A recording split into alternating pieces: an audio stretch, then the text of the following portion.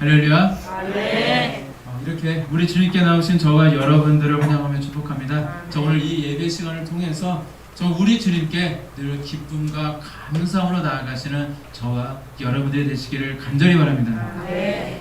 자, 우리가 이렇게 하나님께 기쁨과 감사함으로 나아가야 될 이유는요, 우리는 우리 주님의 은혜로 말미암아 구원받은 하나님의 자녀가 되었기 때문입니다. 아멘. 원래는 영원한 저 불지옥에 떨어질 수밖에 없었던, 정말로 영원히 멸망할 수밖에 없었던 그런 존재들이었는데, 이렇게 우리가 하나님의 자녀로 변화되었고요, 천국 백성이 되었다는 사실 이 한 가지만 가지고도 우리는 그저 우리 하나님 앞에 감사를 드릴 수밖에 없습니다. 아멘. 따라서 늘 감사한 마음으로 살아가시고요, 또한 우리 주님 주시는 그 기쁨으로 늘 살아가셔서 우리 주님께 늘 나오기를 기뻐하시고 늘 즐거워하시며 우리 주님을 사모하며 나아가시는 저와 여러분들이 되시기를 간절히 바랍니다. 아멘. 여러분, 혹시 지금 현재 자신의 모습에 대해서 혹시 만족하며 살아가고 계십니까? 어떠세요? 구원받았다는 사실이야말로 무엇과도 바꿀 수 없는 가장 귀하고 감사할 이유가 되겠지만, 그래도 우리 이 땅을 살아가고 있잖아요. 많은 세상 삶과 함께 이 안에서 어울리면서 우리가 이 땅을 살아가는 인생들이기 때문에 누구나 다른 사람과 나의 모습을 비교하게 되어져 있고요. 그래서 누구나 다 지금보다 더 나아진 정말로 그런 나의 모습이 되기를 원하는 그런 욕심들이 다 있습니다.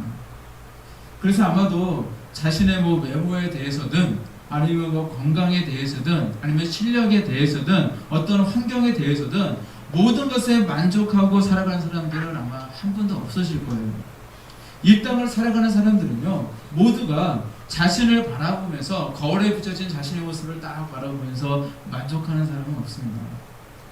보면서 키가 조금 더 컸으면 얼마나 좋을까, 조금만 더 내가 예뻤더라면, 내가 조금 더 부유했더라면, 내가 조금만 더 학벌이 좋았더라면, 내가 조금만 더 능력이 있었다면 참 좋을 텐데, 기타 등등 다양한 이유 때문에 내 자신의 부족함을 느끼며 살아가는 것이 우리의 모습이기도 합니다.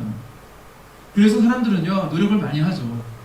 뭐 외모만 보더라도요, 얼마나 수많은 사람들이 자신의 그 외모를 완벽하게 가꾸기 위해서 노력하는지 모릅니다. 저는 가끔씩 이제 제가 운동을 주로 등산을 많이 하다 보니까 가끔씩 이제 산을 올라가는데, 그 낮에는 시간이 없어요. 그래서 낮에 시간이 없다 보니까 주로 이제 밤에 갑니다. 밤에 보통 밤 8시쯤 이제 배틀 하나 들고 이제 이렇게 이제 올라가게 되는데, 그 산 정상에 갔다가 집에 돌아오면 한 9시 30분쯤 돼요. 저희 집이 이제 계양산 바로 밑에 있어서 그건 좋더라고요. 그래서 산에 잠깐 1시간 반 정도면 정상에 올라갔다가 잠을 쉬었다가 집에 내려올 수 있는 그런 시간이 되어집니다. 그런데 항상 제가 산에 올라가면서 느껴지는 건데 뭐냐면, 그 밤에 산에 오르는 사람들이 정말 많아요. 땀을 뻘뻘 흘리면서 막 숨을 헉헉거리면서, 그러면서 다들 산을 향해, 정상을 향해서 올라갑니다. 어떤 사람은요, 너무 힘드니까 뭐 중간에서 그 계단 옆에서 난간을 잡고는요 뭐 이러면서 이런 분들도 있어요. 정말 그런 분들도 있고요. 또 어떤 사람들은요, 뭐 3, 4, 5 친구들끼리 만나고요, 서로 깔깔거리면서 재미나게 서로 막 이야기를 나누면서 그렇게 올라가는 그런 사람들도 있고요. 그리고 딱 보면 어떤 사람들은 연인처럼 보여요. 그러니까 남자가 여인의 손을 다 붙잡고 정말 그렇게 이제 데이트하는 모습으로 그렇게 산을 오르신 분들도 있고, 또 그리고 어떤 분은요, 아이들을 그 밤 시간에 데리고 왔더라고요. 부모님인데 아이들을 데리고, 어린아이들 데리고 아이들의 손을 잡고, 오히려 아이들도 더 잘 올라가더라고요. 그렇게 뒤에 이제 아빠 빨리 와! 이러면 아빠 어디서 쫓아가고 뭐 그런 모습들도 있고, 진짜로 그 밤에 많은 사람들이 있는데, 저도 되게 신기한 게 뭐냐면 되게 젊은 아가씨들이 많아요. 그래서 그 밤에, 그 밤중에 랜턴도 없이 단지 그 자기 핸드폰, 그 플래시, 핸드폰 그 플래시만 켜놓고 그걸로 이제 빛에 의지해서 올라가는 그런 이제 여성들도 참 많이 있습니다. 자, 그리고 그렇게 힘들게 한 걸음 한 걸음 올라가다 보면 그 정상에 올라가게 되어지는데, 보통 그 시간이 보통 8시 한 40분에서 9시, 보통 그 시간대인데, 그 늦은 시간에 상 정상에 몇 명쯤 있을 거예요. 요즘 몇 명쯤 있을 것 같아요. 한 적으면 한 10명, 많으면 한 5명 이렇게 있더라고요. 올라가면 제가 쳐봅니다. 몇 명입니까? 이렇게 쳐보는데 항상 그렇게 많은 사람들이 그렇게 산을 올라가더라고요. 자, 그 사람들은요, 사실 그 시간에 얼마나 재밌는 게 많이 합니까? 텔레비전도 굉장히 재밌는 게 많이 하는데 재미있는 드라마도 포기했고요. 또는 친구들과 놀고 싶어하는 그런 마음도 포기했고요. 그리고 안락하고 편안한 집에서 정말 쉬고 싶을 텐데 그런 쉬는 것도 택하지 않고 힘든 산행을 한 사람들입니다. 그런데 그 사람들이 왜 그렇게 산을 열심히 오를까요? 다른 게 아니에요. 운동하려고 오르는 겁니다. 그래서 뭔가 내가 이 운동을 통해서 내 살 좀 빼고 또 몸에 근력도 좀 생기게 해서 더 건강해진 삶을 살고 싶고 더 예뻐지고 더 멋있어지고 싶어서 그렇게 그런 힘든 산행을 하고 있는 것이거든요.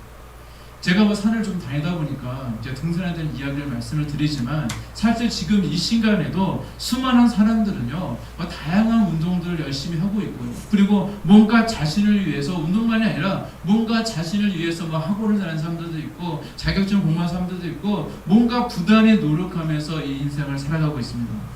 다른 게 아닙니다. 바로 내 자신의 가치를 높이기 위해서예요. 뭔가 지금보다 내일의 삶이 더 좋아지길 바라는 그 마음으로 인해서 그렇게 사람들은 열심히 부단히 노력하고 있는 것입니다. 그리고 어떤 사람들은 그런 운동도 부족하니까 이제 의료적인 도움을 받고자 이렇게 수술을 하는 그래서 살을 빼는 분들도 있고요. 또 그것도 부족하면 이제 성형 수술을 하면서까지 자신의 그 외모를 더 예쁘게 만들고 싶어서 그래서 다른 사람들이 나를 바라볼 때에 더 좋은 모습으로 더 이미지를 좋게 그렇게 비춰줄 수 있도록 얼마나 그렇게 열심히 꾸미며 살아가는지 모릅니다. 그래서 요즘은요 그 개인 이미지 컨설턴트 회사라는 것이 있어요. 뭐냐면은 그 한 개인의 스타일을요 이렇게 막 바꿔주는, 막 탈바꿈 시켜주는 그런 일을 하는 그런 회사가 있더라고요. 그래서 한 개인의 삶을 스타일을 바꿔줍니다. 그 사람의 옷을 입는 방식도 코드해주고요. 그리고 화장하는 방법, 또 말을 할 때는 어떻게 하라면서 말하는 방법까지, 그리고 몸짓과 센스에 이르기까지, 제스처까지 막 다 코드를 해줘서 정말로 한 사람의 이미지를 완전히 바꿔주는 그런 회사라고 하는데 전에 보니까 TV를 보니까 가끔씩 이제 텔레비전을 통해서 그러한 일들을 소개하는 그런 프로도 있더라고요. 요즘은 제가 TV를 보지 않아서 지금도 하고 있는지 잘 모르겠지만 그런 프로가 있는 것을 제가 본 적도 있었습니다. 어느 날 남편이요 직장에서 집에 딱 들어왔습니다. 딱 오니까 아내의 모습이 바뀌어 있는 거예요. 보통 때 아내의 모습이 어떻습니까? 저희 집사람도 그렇지만 옷 대충 입어요. 대충 입고 아이들 키워야죠. 남편 뒷바라지를 해야죠. 그러니까 그냥 옷도 자기 옷은 안 사고 애들 옷은 잘 사주면서 그리고 뭐 옷도 뭐 저기 남편 뭐 그냥 뺏어 입기도 하고 목에 다 늘어난 옷도 막 입기도 하고 정말로 자기를 가꾸지 않습니다. 아마 오늘날 많은 그 어머니의 모습이 이럴 거예요. 이 분도요 그렇게 잘 가꾸지 않는 그런 분인데 그러다 보니까 그가 언제부턴가 남편과의 그 관계가 좀 소원해지기 시작하고 그리고 남편이 예전에 자신의 그 젊은 시절 자신을 이렇게 대했던 그 모습처럼 정말 사랑해주는 것 같지도 않고 뭔가 권태기가 온 것 같거든요. 그래서 이제 방송국에 신청했는지 모르겠는데 그래서 하여간 유명한 방송국을 통해서 유명한 이제 컨설턴트 전문가들을 여러 번 데리고 와서 이제 연예인처럼 예쁘게 화장을 시킵니다. 예쁘게 화장도 시키고 또 자신에게 이미지에 잘 어울릴 만한 그런 얼굴형과 체형을 다 고려해서 가장 예쁜 옷을 또 입히고 그리고 이제 어떤 말투라든지 어떤 그런 뭐 이렇게 얘기도 좀 배우고 그래서 그런 것도 해서 그래서 남편이 딱 이제 왔어요. 나오니까 남편이 그 아내를 보자마자 이게 다 벌어지면서 놀래가지고 너무너무 기뻐하는 너무너무 좋아하는 뭐 그런 모습도 있었고요. 그리고 이제 남성의 경우도 마찬가지거든요. 평소에 정말로 늘 무뚝뚝한 남편이었고 정말 애정 표현도 서툴고 정말로 재미없는 남편이었는데 이런 컨설턴트 그런 사람들의 도움을 받아서 헤어스타일도 좀 해석하게 바꾸고 그리고 옷도 좀 멋지게 입고요. 그리고 뭐 말투, 딱딱한 말투가 아니라 뭐 말하는 방법 여러 가지 연습하고 대화하는 방법도 연습을 합니다. 그리고 아내를 이제 집에 돌아왔을 때 이제 그 아내가 보기에 자신 남편이 너무 멋있어졌거든요. 갑자기 젠틀해졌고 매너도 넘치고요. 그리고 뭐 얼굴도 핸섬해졌고 그 모습을 보면서 굉장히 행복해하는 뭐 그런 모습으로 방영됐던 그런 기억도 있습니다. 자, 이런 것들은요 다 그런 일을 전문적으로 하는 사람들의 도움을 받고 변하고자 했던 노력의 결과물이고요. 누구든지 노력하면 이렇게 얼마든지 자신의 이미지를 바꿀 수 있다라는 것을 알게 해주는 그런 프로였던 것 같습니다. 이처럼 세상 사람들도요 얼마나 이렇게 자신의 이미지를 바꾸기 위해서 노력하는지 모릅니다. 그리고 전문가의 작은 코드, 정말 짧은 시간이었지만 그 작은 그런 지도와 코드를 통해서, 그런 도움을 통해서 한 사람의 이미지가 정말로 예쁘게 멋있게 바꿔지는 것도 사실이라는 거예요. 사실 요즘 저희 집 아들 중에 둘째가요, 그쪽 외모에 관심이 생겼습니다. 자, 올해 대학교 1학년인데 그 대학교를 가보니까 자기처럼 대충 옷을 입는 친구들이 없었나 봐요. 그래서 이제 고등학교 때까지는 해도 아이가 패션이 어땠냐면, 교육 때도 마찬가지죠. 항상 꾸밀 줄 모르고, 전혀 꾸밀 줄 모르고, 항상 이제 그 대충 추리 하나 있고, 위에도 집에서 있는 아무 티나 하나 다 걸쳐 있고, 신발도요 항상 제가 사준 싸구려 신발 하나 신고 그렇게 질질 끌고 이제 그렇게 다니던, 전혀 아무런 패션 감각이 없던 그런 아이였는데, 얘가 대학물을 조금 먹더니 아이가 이제 요즘은 거울 앞에 서가지고 자기 헤어스타일 마음에 안 든다고 판발을 해볼까? 막 맨날 앞에서 헤어스타일 마음에 안 든다면서 막 그렇게 어떻게 하면 나와 어울리는 헤어스타일이냐면서 저한테 물어보기도 하고, 하나도 모르는데 물어보면서 그렇게 아이가 이렇게 멋있게 그 어떻게 가꿀 수 있는지 막 고민하더라고요. 근데 사실 저는 그 나이 때 외모를 가꿔본 적이 없거든요. 저는 가난한 신학생도 있지만 별로 관심이 없다 보니까 또 돈이라도 한 푼이라도 아끼려고 저는 이발을 해도요, 학교 그 기숙사 근처에 보면은 그 되게 싸게 이발을 해주시는 어떤 할머니가 계셨어요. 그래서 근처에서 제일 싼 그 미용 자격증도 없어 보이는 중투투한 아줌마한테 머리를 자르면서 그 다닐 정도로 정말 외모에 관심 없이 이렇게 살았었는데, 제가 제 이야기를 하면 아이들이요 저한테 꼰대라는 소리를 할 것 같아가지고 네 마음대로 하고 싶은 대로 해, 막 그렇게만 이렇게 얘기하고 별로 얘기를 안 하고 있습니다. 사실 외모를 가꾸는 것도 사실 중요해요. 이왕 이 땅을 살아가는데 정말 멋있게 다니고 정말 예쁘고 핸섬하면 더 좋은 건 맞습니다. 그런데 우리는 그 이전에 우리의 속사람, 우리의 중심을 가꾸며 살아가는 우리의 모습이 되어야 될 줄로 믿습니다. 왜냐하면 우리 하나님이 그러시기 때문에 그래요. 우리 하나님은요, 우리의 겉모습이 아니라 우리의 중심을 보시기 때문입니다. 그래서 겉으로 드러나는 우리의 겉모습보다 정말로 내가 겉으로 드러나지는 않지만 정말로 사실은 더 중요한 것이 바로 우리의 속사람, 우리의 안에 있는 삶이라는 생각을 늘 하시고, 나의 속사람을 꾸미기 위해 우리는 계속해서 노력을 해야 될 것입니다. 그리고 사실 우리 외모는 조금만 우리가 투자하고, 아까 컨설트 회사도 말씀드렸지만 그렇게 돈을 들이면 그래도 빨리 변할 수 있어요. 살도 좀 빼고, 그리고 좀 화장도 이쁘게 하고, 옷도 좀 입고, 좀 그러면은 좀 우리의 외모를 빨리 바꿀 수 있겠지만, 하지만 속사람은 그렇지 않거든요. 우리가 늘 인내하고, 늘 순종하며, 늘 묵묵히 기도의 자리와 예배의 자리, 순종의 자리를 지키며 살아갈 때에 우리는 조금씩 바뀌어갈 수가 있는 것입니다. 하루아침에 되는 것이 아니에요. 그래서 궁극적으로 바로 우리 예수님의 모습을 닮아가는 데까지 우리는 나아가야 된다는 것입니다. 따라서 누가 알아주지 않아도, 누가 인정해주지 않는다 할지라도 늘 우리의 하나님만을 바라보며 늘 우리의 내면을 가꾸기 위해 늘 노력하며 나아가시는 저와 여러분들이 되시기를 간절히 바랍니다. 그 인터넷 보니까 이런 걸 있더라고요. 어느 날 변한 여자한테 어느 날 변했대요. 변한 여자인데 한번 자신의 모습이 혹시 이런 모습이 있는지 한번 보시기 바랍니다. 유머인데 잠깐 말씀을 드릴게요. 여우 같은 여자에서 여유 있는 여자로, 화난 여자에서 환한 여자로, 따지는 여자에서 따뜻한 여자로, 착각하는 여자에서 자각하는 여자로, 새끼 있는 여자에서 색깔 있는 여자로, 밝히는 여자에서 밝은 여자로, 남들에게 애먹이는 여자에서 남들 때문에 애태우는 여자로, 답답한 여자에서 답을 아는 여자로, 빛이 많던 여자에서 빛을 발하는 여자로, 그리고 여자의 어떤 변화에 대한, 남자도 마찬가지겠죠. 어떤 변화에 대한 이야기를 하고 있는데, 모두가 저와 여러분들 다 우리 주님 안에서 이런 아름다운 모습으로 늘 변하시길 바랍니다. 이처럼 우리는 늘 변화를 기대하며 늘 변화를 꿈꾸며 살아가지만, 사실 정말 중요한 것은 나의 외모의 변화가 아니라 바로 내 내면의 변화일 것입니다. 특히 우리 하나님은요, 우리를 바라보실 때에 뭐 그럴듯하게 번지를 한 그 외모를 보시는 것이 아니라 늘 그 사람의 속사람을 보시고요, 그 사람의 중심을 보고 계시다는 사실을 늘 기억하시고, 우리의 중심을 보시는 우리 아버지 하나님께 늘 기쁨을 드릴 수 있도록 늘 믿음이 있는 그리스도인들, 늘 우리의 중심에 우리 주님을 향한 믿음과 열정이 있어서 우리 주님을 닮아가시는 저와 여러분들이 되시기를 간절히 바랍니다. 사실 우리는 변화를 꿈꿉니다. 사실 저도 변화를 꿈꿔요. 저도 지금 정체에 있는 나의 모습이 아니라 늘 성장하고 있는, 늘 앞으로 계속 성장할 저의 모습을 기도하면서 살아가고 있습니다. 이것은 여기에 계신 저와 여러분들 모두 다 마찬가지일 거예요. 연약했던 내가 강해지고요. 믿음이 없던 내가 믿음이 많아지고요. 능력이 없던 내가 능력이 충만해지고요.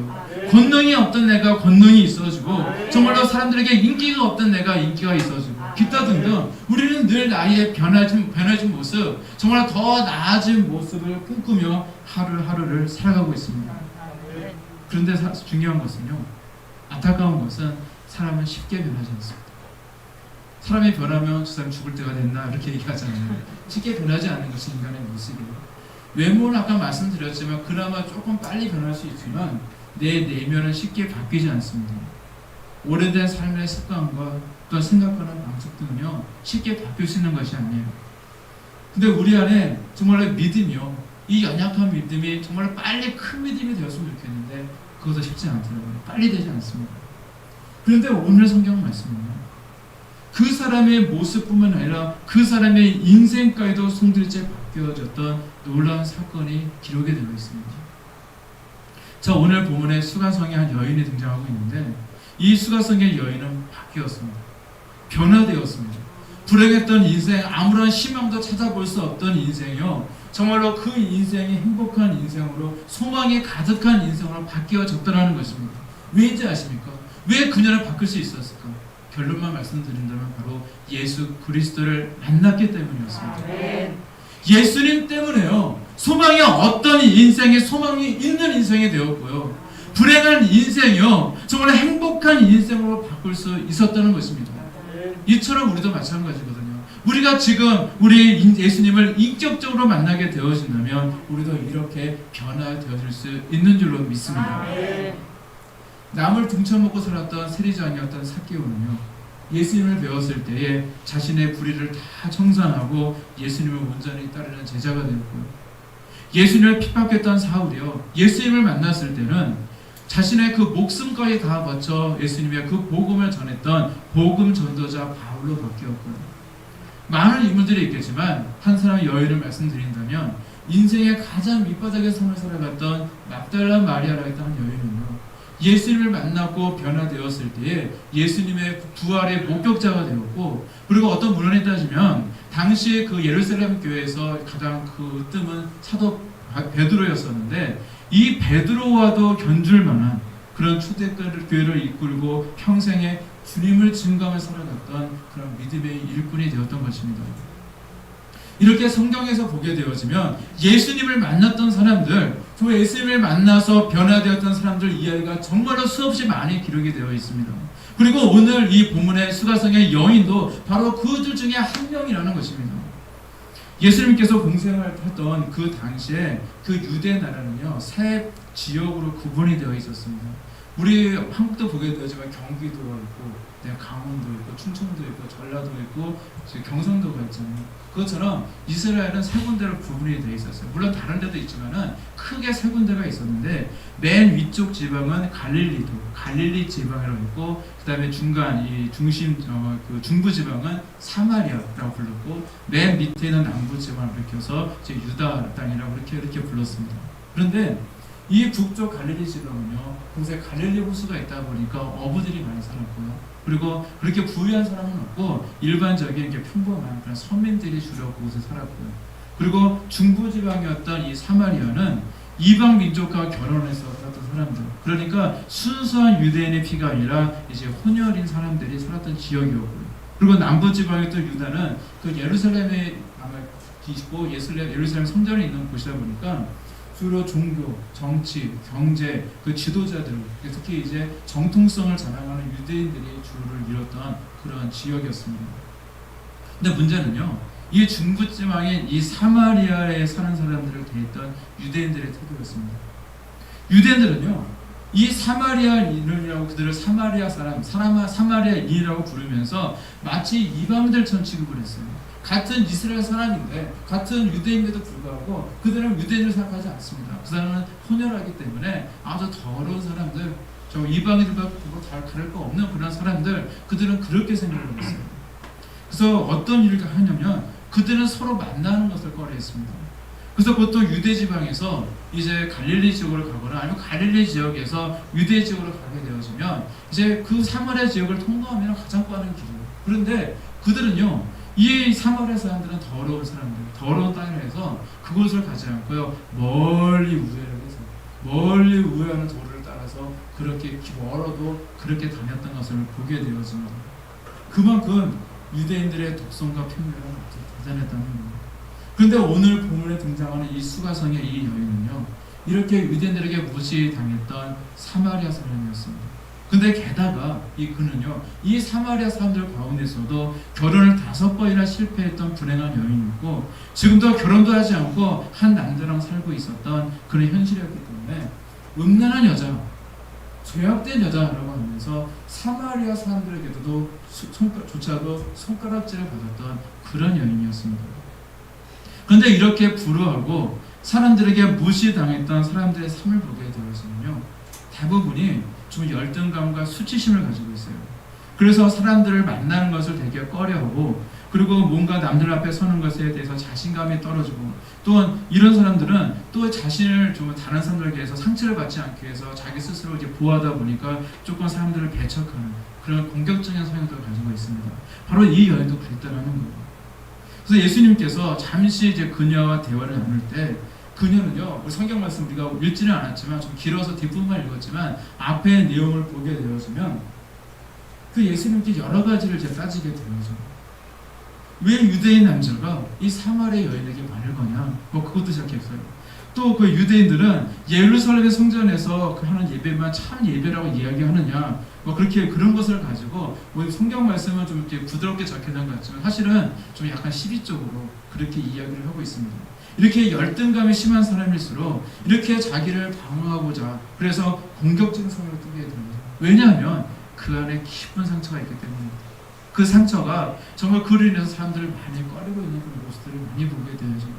근데 지금도 그렇지만 사실 앞으로 우리 도우리교회에 찾아오는 많은 분들 가운데는 바로 이 수가성의 이 여인처럼 과거의 깊은 상처를 가지고 오시는 분들이 많이 있을 겁니다. 그러면 그분이 변화되기 전에, 예수님을 인격적으로 만나기 전에는 정말 그들의 신앙이 깊어지고 그 상처가 다 치유되기 전에는 어쩌면 이 수가성의 여인처럼 다소 방어적이고 좀 공격적인 성향을 띨 수도 있을 거예요. 그럼 우리는 어떻게 해야 될까요? 같이 싸워야 될까요? 그러면 안 된다는 거죠. 사랑으로 감싸 주시기를 바랍니다. 혹시 그런 아픈 상처가 있는 분들이 우리 기회 오시게 되어진다면 위에서 더 기대해 주시기를 바라고요. 따뜻한 말을 많이 해주시길 바라고요. 그래서 우리 예수님께서 연약한 한 사람 한 사람에게 늘 궁밀한 마음을 가지고 계셨던 것처럼 저와 여러분들도요, 우리 예수님의 성품을 닮아가야 되잖아요. 우리가 예수의 성품을 닮아서 그분들의 상처를 이해하고 그분들이 온전히 신앙생활을 하며 우리 예수님을 만나 변화되도록 옆에서 열심히 중보기도 하며 열심히 응원해 줄 수 있는 또한 저와 여러분들이 되시기를 간절히 바랍니다.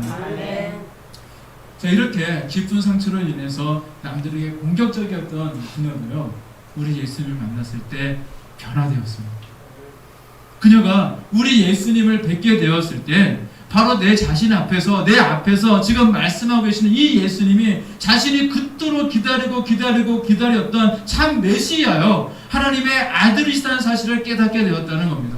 그래서 그녀는 그걸 깨닫게 되었을 때 그녀는 그녀와 그녀의 그 모든 자신과 그 인생과 가치관들이 다 변하게 되어지는 큰 역사를 경험하게 되는 것입니다. 그리고 그녀가 처음 했던 행동이 뭐냐면요, 그녀가 애지중지했다. 지금은 물동이야, 지금 쉽게 보였을지 모르지만 그 당시 그렇지 않았거든요. 이 물동이가 없으면요, 물을 빌 수가 없습니다. 굉장히 중요한 물건이었을 거예요. 근데 이 애지중지했던 이 물동이를 버려두고 마을로 달려들어갑니다. 그리고 이 재산이었던 이 모든 것을 다 놔도 누가 가져가면 안 될 텐데 그런 게 중요한 거 아니에요. 그래서 이 여인은요, 정말로 이런 것이 중요한 것이 아니고 내가 만난 예수님을 나도 저 마을 사람들에게 전해야겠다라는 생각을 가지고 마을로 달려나가요. 이 모습은 마치 우리가 다른 성경 말씀 보게 되어지면 이 바디메오라고 했던 그 소격이 등장을 하게 되어지는데, 이 바디메오가 예수님을 만났을 때 자신이 걸치고 있었던 겉옷을 다 집어 던지고 그리고 정말 예수님께 나왔던 모습과 너무나 흡사합니다. 당시 그 겉옷은요, 자신의 그 추위를 이길 수 있는 유일한 그런 이불과 같은, 평상시에 자신이 거지로서 살 수 있는 유일한 어떤 버팀목이 되었던 자신의 큰 재산이었는데, 그것을 누가 가져갈 수 있는데 그것도 부름에도 불구하고 벗어던지고 예수님께 달려나가지 않습니까? 그리고 자신을 불쌍히 여겨달라고 외치지 않습니까? 그로 인해서 그는 두 눈이 떠지게 되어지고 보게 되어진 놀라운 기적을 경험하게 되어지고요. 그는 평생 우리 주님을 위해 살아가는 초대교회의 큰 일꾼이 되었다는 것입니다. 우리 인생을 보면요, 사실은 헛된 것을 구하고 있을 때가 사실 많이 있습니다. 수가성의 여인도 그랬어요. 수가성 여인은요, 사람들 앞에 가는 것이 부끄러웠습니다. 그래서 정말로 정오가 되는 시간, 아무도 나오지 않는, 너무 뜨거워서 아무도 나오지 않는 시간에 일부러 사람들의 눈을 피해서 그 물가에 자신의 소중히 여기는 그 물동이 하나 이고 온 거예요. 그래서 물을 뜨다가 예수를 만나게 된 건데, 정말로 그는 예수님을 만났을 때 이런 것을 구합니다. 저는 사람들과 만나는 것이 부끄럽고 창피합니다. 그래서 제가 이곳에 나와서 맨날 이렇게 이 더운 여름에 정말 이렇게 제가 이제 물을 뜨고 이렇게 살아가고 있는데, 제가 다시는 물을 뜨지 않을 수 있도록 한 번 먹으면 영원히 목마르지 않는 생수를 제게 주십시오. 그런 이야기를 하게 되었습니다. 그래서 다시는 그 자리에 나오지 않았으면 좋겠다는 거예요. 그랬던 이 여인이요, 그토록 소중히 여겼던 물동이를 버려두고 마을로 들어갑니다. 그리고 사람들에게 전합니다. 전에 같으면 낯이 부끄러워서 상종하지 않았던, 정말 싫어했던 그 사람들에 직접 나아가서 메시아가 오셨음을 증거했다는 것입니다. 그는 사람들 앞에서 담대하게 외칩니다. 요한복음 4장 29절 말씀 보게 되어지니까, 내가 행한 모든 일을 내게 말한 사람을 와서 보라, 이는 그리스도가 아니냐 하니. 그녀가 소유한 믿음은 와 보라는 거, 와 보라, 와 보라, 일단 와서 만나보라는 것입니다. 그에게 이런 담대함이 있었습니다. 그 어디에도 정말로 그 과거에 소극적이었고 사람을 기쁘게 했던 모습을 찾아볼 수가 없습니다. 바로 예수님 때문에, 예수님이 바로 참 하나님의 아들이시고 메시아라는 사실을 그녀는 확실히 믿었기 때문에 그녀에게는 이런 담대함이 생겨났던 것입니다. 그리고 그녀의 이야기를 듣고 마을 사람들이 예수님께 나아가게 되고 그들이 고백하잖아요. 네가 이런 일을 했다고 해서 처음에 나와서 예수님께 나왔지만 이제는 그분의 말씀을 직접 듣게 되어서 내가 직접 예수님을 믿게 되었다라고 오늘 본 말씀에 마을 사람들이 또 고백하고 있는 것을 또한 보게 되어집니다. 바로 저와 여러분들도 바로 이러한 담대한 믿음을 소유해야 될 줄로 믿습니다. 여러분들이 만나는 수많은 사람들, 믿지 않는 분들에게 때로는 도립교에 대해서 그런 게 어디 있어, 그런 은사가 어디 있어, 그런 능력이 어디 있어, 그렇게 얘기하는 분이 혹시 있다 할지라도 그분들에게 와 보라, 당신도 와 봐라, 와 봐서 직접 경험해 봐라, 담대하게 말씀하시길 바랍니다. 우리 도립교로 와 보십시오. 이곳에 하나님의 언약이 있고 비전이 있고 하나님의 큰 역사가 있습니다 라고 당당히 고백하시는 저와 여러분들이 되시기를 바랍니다. 그리고 우리의 삶을 통해서 보여주자고요. 과거에 나를 알았던 사람들에게, 내 고립과 친척과 형제들과 그 많은 사람들에게 보여주시기를 바랍니다. 과거에 나를 억울하게 했고 나를 무시했던 사람들이 있습니까? 그들에게 보여주시기를 바랍니다. 여러분들의 삶을 통해서, 여러분들의 인생을 통해서, 여러분들의 변화된 그 모습을 통해서 우리 하나님이 살아계시다는 사실을 그 증거하며 우리 도립교회가 진짜로 하나님이 일하시는 참 교회라는 사실을 또한 증거하시기를 바랍니다.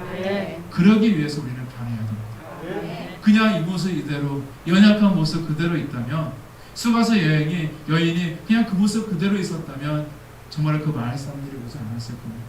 하지만 변했기 때문에, 뭔가 달라졌기 때문에 마을 사람들이 보니까 저 여인에게 올릴 사람이 아닌데 어떻게 저런 담담이 생겼지, 어떻게 담담 믿음이 생겼지, 뭔가 다르다. 그들이 봤기 때문에 그들은 예수님께 몰려올 수 있었던 겁니다. 내가 예수님을 만났다고 하는 바로 그런 변화의 증거가 있어야 된다는 것입니다. 그리고 내가 변화되었을 때 우리의 세상은 달라지게 되어 있어요. 내 자신이 바뀌어질 때 정말 세상은 바뀌어지게 되어 있습니다. 나의 환경을 바뀌어야만 내가 달라지는 것이 아닙니다. 내가 달라져야 환경이 바뀌어지는 것이고요. 내가 바라보던 세상이 똑같은 세상일지 모르지만 보는 시각도 달라지게 되어 있다는 것입니다. 우리는 예수 그리스도로 인해 변화된 존재인 줄로 믿습니다. 죄의 자리, 사망의 자리, 절망과 불행의 자리에서 생명의 자리, 기쁨과 행복의 자리로 바꾸어진 하나님의 자녀라는 사실입니다. 그런데 아직 내가 죄인인 줄 알고 퇴보하고 있는 신앙인은 혹시 있지는 않습니까? 구약시대에 그 출애굽했던 그 이스라엘 백성들의 가장 큰 문제가 뭐냐면 바로 퇴보하는 신앙이었습니다. 후퇴하는 신앙이었습니다. 과거가 좋사오니, 애굽의 그 종살이 때가 좋사오니, 정말 뭔가 인생 가운데 뭔가 문제가 딱 닥쳤을 때 그것을 믿음으로 뚫고 나가야 되는데, 그럴 때마다 자꾸 과거로 돌아가려는 거야. 과거가 좋았는데, 내가 예수님을 믿지 않을 때가 좋았는데, 내가 돌이켜 나오지 않을 때가 좋았는데, 그래서는 안 된다는 겁니다. 과거가 좋사오니, 애굽의 종살이가 좋사오니, 정말로 그런 모습을 살아간다면 정말로 결국에는 어떻게 되는지 아십니까? 하나님의 언약하신 이 약속의 땅, 가나안 땅에 들어가기까지 무려 40년이나 세월이 흘렀고, 그 입술에 부정적인 말을 했던 1세대들은 다 못 들어갔어요. 그들의 자녀들이 그 땅을 받게 되었습니다. 그리고 그들은 40년 동안 그 광야에서 계속해서 연단의 세월을 보내야만 했던 것입니다. 사실 비전의 길이라고 한다해서 하나님의 뜻 가운데 있다고 해서 쉽고 편안한 길로만 가는 것은 절대 아닙니다. 제각기 맡겨진 사명을 감당하기 위해서 준비해야 될 것도 많고요. 또 훈련을 받아야 할 시간도 우리에게 필요합니다. 기다림의 시간도 있어야 됩니다. 그리고 나의 믿음을 준비하며 나의 속사람에 정말로 준비하도록 더욱 무릎으로 하나님께 나아가는 그러한 기도의 시간도 우리에게는 반드시 있어야 됩니다. 절대 그냥 되는 것이 아니에요. 정말로 우리의 변하지 않는 정말로 그 믿음을 우리 하나님께 드릴 수 있어야 되고, 늘 인내할 수 있어야 되고, 하나님의 뜻이라면 무조건 순종할 수 있어야 되고, 늘 하나님을 높일 수 있는 준비가 되어 있어야만 우리는 우리 삶에 응답도 있을 수 있고 우리는 쓰임도 받을 수가 있는 것입니다. 그 어제도요, 저 우리 하나님의 약속의 집에 가서 이제 하루 종일 일을 하고 왔었는데요. 제가 이제 운동을 많이 하지는 못해요. 많이 하지 못하지만 그래도 조금 간간히 하고 있어서 조금 운동해서 몸이 여기 아프거나 그러지 않는데, 오늘 아침에 일어나 보니까 손가락 끝도 아프고 우리 여기저기 약간의 아리배가 있더라고요. 그래서 내가 뭐 했지 어제? 이렇게 아리배했지? 그런 생각을 하게 되었는데 좀 고단했었나 봐요. 근데 이렇게 시간을 내서 투자하니까 그 처음에는 좀 낡아 보이고 문도 도락도 하나도 없고 다 구형이고 옛날식 아날로그 감성이 되게 많아 보이는 딱 봤는데, 그랬는데 그래도 시간을 내서 단 며칠이었지만 2번에 걸쳐서 이것도 고치고 저것도 고치고 이것저것 꾸미고 막 하다 보니까 이제 뭔가 지금은 이제 궁색이 좀 갖춰진 것 같습니다. 이렇게 건물도요, 관심을 가지고 투자하면 변합니다. 반드시 변하게 되어 있거든요. 그런데 우리의 인생도 마찬가지입니다. 투자하시기를 바랍니다. 투자하셔야 돼요. 우리 하나님을 바라보시며 열심을 내시기를 바랍니다. 그러면 결국에는 변화하지 않겠습니까? 저와 여러분들에게 언약이 있습니까? 비전이 있습니까? 소망이 있습니까? 그렇다면 우리는 절대 이스라엘 백성들이 범했던 잘못을 절대 저질러서는 안 됩니다. 더욱 하나님만을 바라보시고 순종의 걸음으로 전진해 나아가시는 저와 여러분들이 되시기를 간절히 바랍니다. 그래서 바로 저와 여러분들이 우리 예수님을 만나 변화되어지는 바로 그 변화의 주인공으로서 세상에 하나님의 살아계심을 전하고 증거하며 우리 하나님을 높이며 살아가시는 저와 여러분들이 되시기를 우리 주님의 이름으로 간절히 축원합니다. 하시겠습니다.